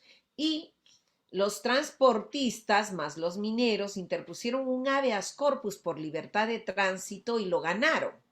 Y el juzgado hizo una interpretación restrictiva de los derechos colectivos y más bien hizo una interpretación extensiva del derecho a la libertad de tránsito, y dijo que la comunidad, al poner esa reja, estaba impidiendo el libre tránsito y por lo tanto ordenó que se retire la reja y la casa de control, y la destruyeron con mucha violencia, y además ordenó que dejen entrar a todo peruano en el territorio y que se abra proceso penal contra la presidenta de la comunidad. De hecho, toda la junta directiva fue procesada penalmente. Frente a eso, la comunidad interpuso otra acción, también un habeas corpus, diciendo no nos persigan porque lo que hemos hecho ha sido en defensa de nuestra autonomía y propiedad territorial. Y esa acción dio lugar a una sentencia del Tribunal Constitucional favorable a los pueblos y marcó un hito en la jurisprudencia nacional, ¿no? Que es, por primera vez, el Tribunal Constitucional hace una interpretación conforme del artículo 89 de la Constitución, que solo menciona tierras de comunidades, diciendo que debería de interpretarse como territorios de pueblos. Y a raíz de eso decide que se protejan los territorios y la autonomía, ¿no? Y cese toda violación de la autonomía y la propiedad territorial. Sin embargo, esto no se cumplía en la práctica porque el gran problema de estas sentencias favorables es la ejecutabilidad de las mismas, y ante ello la comunidad tuvo que hacer un per saltum pidiendo que se devuelvan las rejas, que cese la persecución de las autoridades y que además se repare los suelos y las aguas destruidas por estos mineros, o sea, que se restituya las cosas al estado anterior. Aquí entró otra composición del tribunal y no aceptaron este extremo del pedido del per saltum, con lo cual este caso se ha ido a la Comisión Interamericana y dio lugar a otra acción constitucional. En lo que sí se cumplió es que el tribunal ordenó en ejecución, digamos en este per saltum, que al ejecutar la sentencia se archivara todos los procesos penales contra la comunidad, se repusiera la reja y no se volviera a incurrir en esto, inclusive que se abra procesos contra los jueces, etcétera, que se publique y que se difunda. De ello, prácticamente lo que se ha cumplido es el cese de la persecución, pero hasta ahora no se repara la reja, etcétera. Frente a eso, la comunidad se vio obligada, como decíamos, a presentar una petición ante la CIDH y a solicitar una medida cautelar, la cual fue amparada por la CIDH en esta medida cautelar la Comisión Interamericana dice sí, se debe, y esta es una de las medidas más interesantes, abre la trocha de las medidas cautelares porque es una medida cautelar colectiva a favor de toda la comunidad y ordena que sean diagnósticos médicos para determinar los niveles de contaminación, se les suministre atención médica, se garantice acceso a alimentación adecuada, con pertinencia cultural y nutricional, que se les facilite también medidas para reducir las fuentes de riesgo, etc. Entonces, en este sentido, digamos, fue una medida cautelar también muy importante, pionera, que también tiene dificultades de cumplimiento en el Perú. Después de esta medida cautelar, la comunidad, dado que los mineros seguían entrando, ¿por qué? Porque los mineros decían, si bien la comunidad había ganado esta sentencia que decía cese toda violación de la autonomía y de la propiedad territorial, resulta que los mineros decían que tenían concesiones mineras, como 140 concesiones mineras otorgadas en este territorio. Prácticamente más de 2/3 del territorio de la comunidad estaba concesionado. Entonces la comunidad se vio obligada a presentar otra acción, un amparo, para solicitar la nulidad de las concesiones mineras, ¿no? Solicitó que se declare la nulidad de las concesiones mineras, los derechos de agua y también los predios agrícolas que habían sido otorgados por el gobierno regional a favor de terceros y que tenían destruyendo a su territorio. Frente a eso, el gobierno regional dijo que no se podía aplicar la consulta previa. Y el motivo fue porque no hubo consulta previa. Frente a eso, el gobierno dijo, bueno, pero la ley de consulta previa es del 2011, su reglamento del 2012, era imposible hacer la consulta previa antes, pero así se hubiera hecho la consulta previa, como no hay derecho de veto, da lo mismo prácticamente, ¿no? Decían, bueno, ¿para qué hacer la consulta previa si finalmente no tienen derecho de veto? Casi podríamos decir que estos argumentos rayaban en el cinismo estatal, ¿no? Pero fueron los argumentos del gobierno regional. Y finalmente dijeron, bueno, que la legislación minera no prevé la consulta previa y por eso no podían hacer la consulta. Felizmente, y este es un avance súper importante, y que lo diga en lenguaje coloquial, realmente esta sentencia marca un hito. Lamentablemente es la única de este tipo en la que cumple todos los estándares de la Corte Interamericana. Establece que la consulta previa es un principio del derecho, erga omnes, como y como lo dice la Corte Interamericana en el caso Saramaca versus Ecuador, Sarayaku versus Ecuador, que se trata de un principio general del derecho y que por lo tanto no interesa cuándo se dio la ley o cuándo se ratificó el convenio, y que esto genera, la violación de este derecho genera la nulidad de todo acto administrativo, como han sido las concesiones mineras, los predios agrícolas, etcétera. Como vemos aquí dice, se declara la nulidad de los actos administrativos, y así como aquellos que por extensión y aplicación erga omnes hayan emitido, se encuentren por emitir las diversas direcciones regionales del gobierno regional, la Autoridad Nacional del Agua, relacionados con derechos o concesiones mineras, adjudicación de terrenos, derecho de agua, etcétera.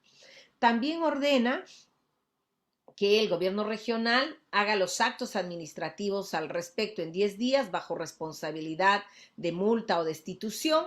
Ordena el cese inmediato de todas las actividades derivadas de estas concesiones y ordena para ello oficia a la Policía Nacional para que haga efectiva esta disposición y pasa a reparaciones, atención prioritaria a la salud integral, del agua, priorizando el consumo humano, que se realicen estudios para la descontaminación, así como también ordena la reparación, reforestación, etc. Y que no se vuelve a incurrir en situaciones similares bajo percibimiento de remitir copias al órgano de control correspondiente. Esta sentencia es muy importante porque es distinta de otras que hemos visto en la región, ¿no? Inclusive el caso Uga u otros, que en su momento fueron bastante celebrados, dice, bueno, no hubo consulta previa, paren la actividad, hagan la consulta y continúen. Pero entonces ya no sería previa la consulta, ¿no? El igual han dicho muchas cortes en diferentes países, en Guatemala, en Perú mismo. Entonces esta sentencia entiende que la consulta es previa o ya no es. Por lo tanto, si ya no se ha dado la consulta previa, ordena pasar a reparaciones, restitución del hábitat, etc. Y luego hay otra sentencia también ejemplar en el caso Mashigenga, que es también de una comunidad. Se trata de una señora, de esta Eva Cárdenas, que quedó viuda, su esposo era profesor bilingüe, y cuando fue a pedir la pensión de viudez le dijeron usted no puede porque no tiene partida de matrimonio. Y entonces ella alegaba que en su comunidad había un acta que decían que ella era la viuda, que ella sí estuvo casada según el derecho Mashigenga, y que le ordenaban al gobierno regional pagar la pensión de viudez. Obviamente el gobierno regional se rió literalmente de esa decisión indígena, no le hizo caso, y eso se judicializó y finalmente hubo también una sentencia muy interesante, que es la primera en el Perú, que dice que toda decisión indígena tiene el mismo valor que una sentencia judicial y por lo tanto el gobierno regional está obligado a pagarle la pensión de viudez por decisión de la comunidad, porque antes se decía que estas decisiones indígenas solo afectaban a los indígenas y no a los terceros, menos al Estado. Bueno, yo les quería contar esto, quedan retos muy grandes, y creo que ya me he pasado de minutos, como el tema de los pueblos. Hay casos que están pendientes, o peor aún, que el Tribunal Constitucional declaró inconstitucionales unas ordenanzas que permitían reconocer la personalidad jurídica de pueblos, ¿no?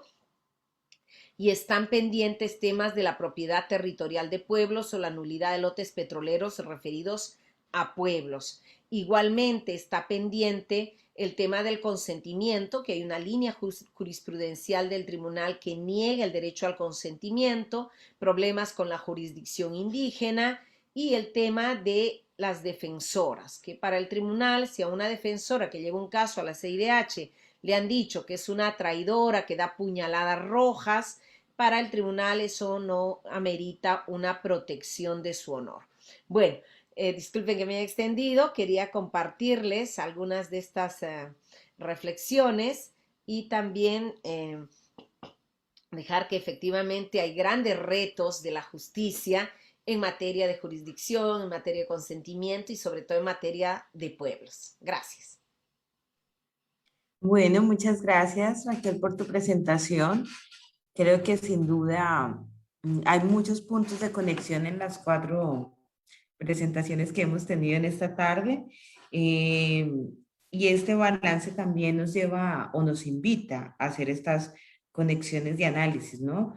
Uno de los puntos en común ha sido que no se ha tenido en cuenta la consulta previa, en que no se han surtido los procesos con las comunidades, en que hay que acudir a mecanismos de justicia o judiciales precisamente para hacer valer o que se reconozcan estos derechos, y también cómo las comunidades indígenas que viven en estos territorios amazónicos están siempre amenazadas por la explotación de los recursos naturales, pero no solamente la extracción de los recursos, sino también del uso, el desarrollo de las actividades culturales y del desarrollo de su identidad y su autorreconocimiento, porque también estar siempre luchando porque se reconozca su identidad y sus derechos como pueblos autónomos es el gran reto.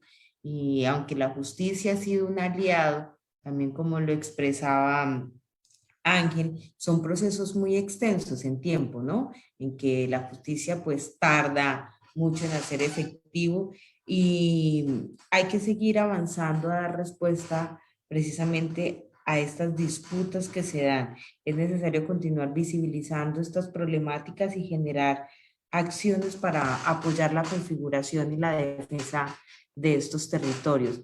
Perú es un claro ejemplo. En la Amazonía peruana tenemos muchos en Loreto. Ahí desde el año pasado se vienen dando algunos procesos de denuncia precisamente hacia toda la actividad petrolera que se realiza en Pebas y en esta zona muy cercana, incluso aquí a Leticia, donde me encuentro. Del público, pues no tenemos preguntas. No sé si alguno de ustedes quisiera dar unas palabras para cerrar. Nos quedan 20 minutos porque la fecha, perdón, la hora de cierre de este evento es a las 6 de la tarde. Entonces, no sé si quieran hacer una reflexión final. Igual va a quedar grabado esta reunión, está en la red, en la página de Facebook, para que en otro momento quien tenga interés en el tema también pueda escucharlos. Así que no sé si Fernando todavía está por aquí, que fue el primero que habló.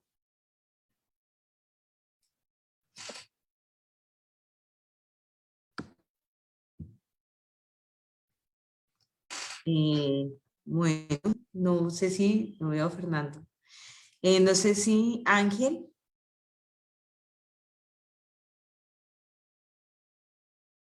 A ver, ahí sí estoy por acá. Oh. Hola, hola. Sí, ¿verdad? Sí, te Bueno, vemos, sí, te escuchamos. nada más que para decir, digamos, que a uno le congratula bastante de estas experiencias, ¿no? Que se cuentan a partir de todos los países de América Latina y, digamos, volver a reiterar esta idea de proponer un diálogo a partir de las experiencias que se han comentado y que se han difundido a partir de ese espacio. Al mismo tiempo, digamos, agradecer el espacio que se ha propuesto acá. Y yo me llevo, digamos, esta experiencia contada, he tomado nota de algunos de los casos para, digamos, revisarlos y poderlos utilizar también en el diario, digamos, en el diario trajinar de nuestra propuesta, digamos, de pluralismo jurídico. Y, digamos, contento con Fernando, con Joana, con Juliana y con Raquel por este compromiso, ¿no? Con los derechos colectivos, con los derechos de los pueblos indígenas y también, digamos, animado a seguir continuando en esa tarea. Muchas gracias a todos. Muchas gracias, Ángel. Sí, sin duda es un ejercicio muy enriquecedor poder tener una misma problemática que terminamos hablando fue precisamente de la extracción de los recursos, que cómo afecta los casos judiciales o las sentencias que nos han presentado en el día de hoy, precisamente hace referencia a esta situación. Quiero darle la palabra a Juliana. Juliana, tienes el micrófono apagado. Eu também agradeço muito ao convite e é sempre muito bueno estar com outros colegas de América Latina, porque temos muito problemas semelhantes, e é sempre muito interessante também observar como em outros tribunais as questões estão sendo discutidas e decididas. Gracias. No, muchas gracias a ti, Juliana. Entendemos el gran esfuerzo que haces con tu portuñol. Una presentación muy óptima. Muito obrigado. No sé si Raquel, te cedo la palabra. Sí, gracias. Bueno, a mí se me quedaron varios puntos en el tintero. Yo tal vez lo que quisiera hacer es invocar, ya que el tema es la justicia, ¿no? Invocar a las jueces, los jueces, sobre todo los jueces constitucionales, que entiendan el drama humano que se vive del otro lado. Yo creo que hay, a veces hay una respuesta muy burocrática, ¿no? Por ejemplo, en el caso del pueblo achuar del Pastaza, que, permítanme compartir la pantalla un segundo, era parte de lo que yo les quería comentar, ¿no? Que es justamente uno de los casos que yo estaba comentando, que es de pueblos y no solo de comunidades. O sea, hasta ahora donde ha avanzado el Tribunal Constitucional y la justicia constitucional es en dar derechos a las comunidades. Pero este pueblo está conformado por casi una cincuentena de comunidades y viene luchando desde hace muchísimos años para el reconocimiento de sus derechos. Sobre todo ellos tienen 3 demandas que tienen que ver con la personalidad jurídica como pueblo, el territorio, la titulación de su territorio y la nulidad de los lotes petroleros que se han establecido en el 100% de su territorio. O sea, imagínense, si se activan todos esos lotes, tendría que expulsar prácticamente ese pueblo de su territorio ancestral, ¿no? Entonces ellos han venido luchando por la titulación de su territorio, etcétera, y para defenderlo frente a la contaminación de las petroleras. Ellos han logrado expulsar 6 empresas petroleras y justo nos dijeron, ya las expulsamos, la última vez casi hay un genocidio. De hecho, había una denuncia fiscal por tentativa de genocidio, ¿no? Porque la empresa petrolera trasladó indígenas también de la misma etnia de otro lugar con armas para enfrentarlos. Entonces, frente a esto ellos decían, no, queremos un papel, algo que nos dé la seguridad, ¿no? De nuestra propiedad territorial y que no van a entrar más. ¿Y qué pasa? Que desde el 1920 la Constitución reconoce la personalidad jurídica de comunidades y el derecho internacional reconoce la personalidad jurídica de pueblos. Pero como decía, lamentablemente muchos jueces constitucionales todavía tienen esta idea de que solamente se puede reconocer comunidades y no le corrigen la plana a los funcionarios que todavía tienen esa mentalidad estrecha, que solamente se debe reconocer comunidades y no garantizar también pueblos conformados por comunidades, ¿no? Entonces, este es un caso de estas deudas pendientes y yo quisiera invocar, por ejemplo, al Tribunal Constitucional de Perú y a nuestras cortes constitucionales que apliquen el principio de convencionalidad y que no demoren. Este caso ya lleva años. Antes de la pandemia debió haber sido atendido, pero con la pandemia dijeron, no, los jueces, la mayor parte de jueces constitucionales son mayores y tienen que irse a su casa, ¿no? Entonces, hasta escanear el expediente, que tiene más de 2,000 páginas, han pasado 2 años y no hay la audiencia. Este es un ejemplo, o sea, yo quiero poner un ejemplo de cómo esta negativa de hacer la justicia puede traducirse en vulneración de derechos. Y la otra es que los jueces se decidan, se animen a aplicar los principios de convencionalidad. Hay una línea jurisprudencial larguísima del Tribunal Constitucional donde dice el derecho a la consulta está bien, pero no implica derecho de veto, ¿no? Y ya la Corte Interamericana ha sido bastante clara al decir que los pueblos tienen derecho a dar o a abstenerse de dar su consentimiento. Y debido a esa línea jurisprudencial, las comunidades y rondas campesinas afectadas por el megaproyecto de oro más grande de Sudamérica, que es el megaproyecto Conga, se han tenido que ver obligadas a acudir a las instancias internacionales donde los casos también demoran años, ¿no? Entonces, yo creo que aquí hay que acelerar los procesos, tener un enfoque integral, un enfoque de resolver el caso y que en ese sentido las y los jueces en este tema que es justicia tienen una tarea muy importante, ¿no? O sea, tener un enfoque humano de atender el problema, resolver, cumplir la legalidad.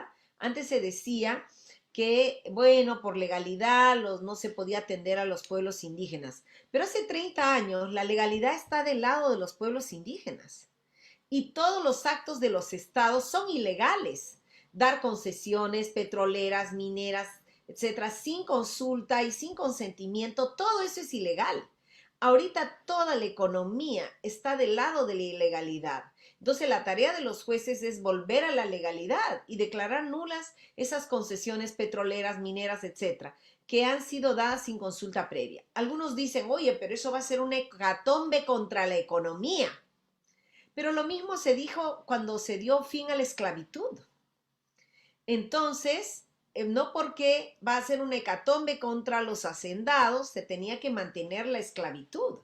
No, igualmente ahora, no porque sea una hecatombe contra empresas y empresarios que han actuado en contra de la legalidad, se tiene que mantener una situación de violación estructural, sistemática de los derechos de pueblos indígenas. Entonces yo animo a las y los jueces a dar sentencias estructurales y a velar por la efectividad de esos derechos. Bueno, muchas gracias.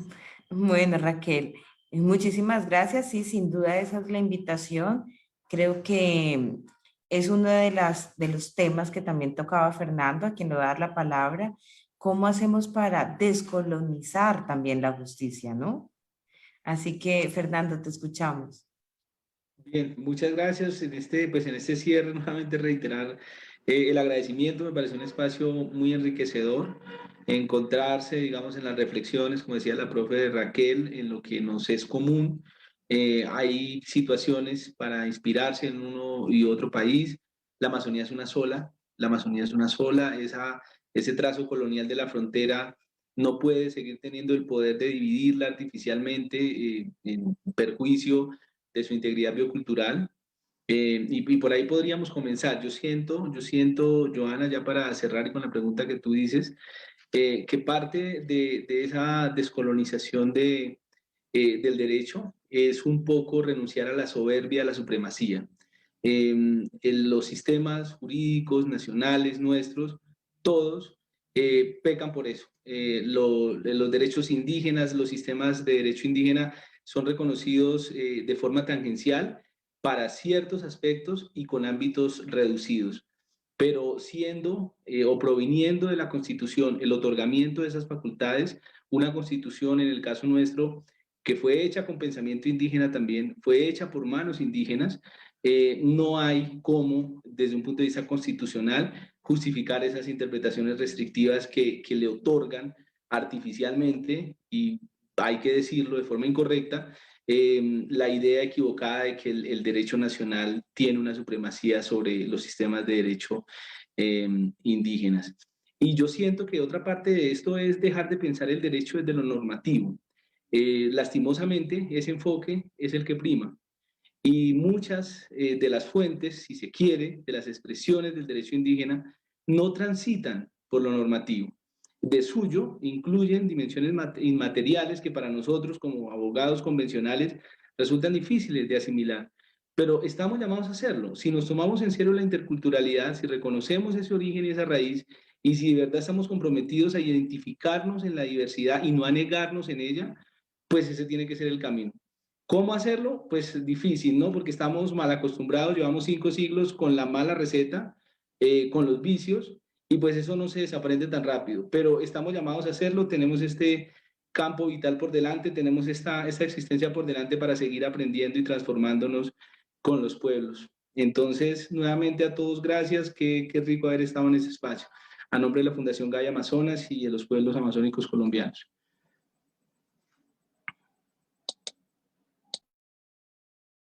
está hablando con el micrófono cerrado. Muchísimas gracias, Fernando, por tus palabras.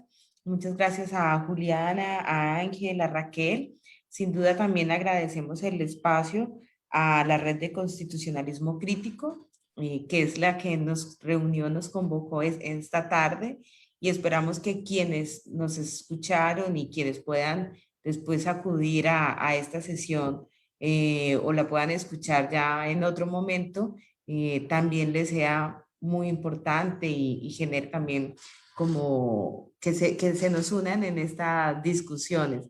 También agradecer a ILSA, al Instituto Interamericano de Derecho y Sociedad, a la Fundación Natura, a Gaia, que está aquí, al CINEP y también al Centro de Pensamiento Amazonías, que son de alguna forma quienes están apoyando este evento, y también a nuestro compañero Freddy Ordóñez de ILSA, que nos está también acompañando. Así que les agradezco por el espacio, por compartir sus experiencias.